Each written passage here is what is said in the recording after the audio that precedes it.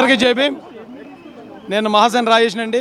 ఈ రోజున కోకట్పల్లి నైనా గార్డెన్స్లో జరిగిన వంగవీటి మోహన్ రంగా గారి జయంతి కార్యక్రమాల్లో మేము పాల్గొనే అవకాశం మాకు రావటం మేము నిజంగా చాలా గర్వంగా అదృష్టంగా భావిస్తున్నాం.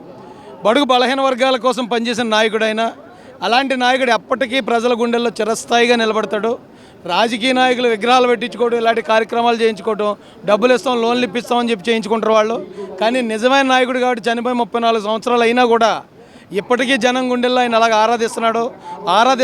ఆయన ఒక రియల్ హీరోగా ముద్రపడ్డారు. అంటే ఆయన అప్పుడు చేసిన మంచి పనులు అనే విషయం, అన్ని కులాలకి ఆయన చేసిన మంచి పనులు అనే విషయం అందరూ గమనించాలి. ఆయన ఒక కులానికి నాయకుడిగా చిత్రీకరించాలని కొన్ని రాజకీయ పార్టీలు కూడా ప్రయత్నిస్తున్నాయి. దయచేసి ప్రజలందరూ గమనించాలి. బాబాసాహెబ్ అంబేద్కర్ అందరివాడు.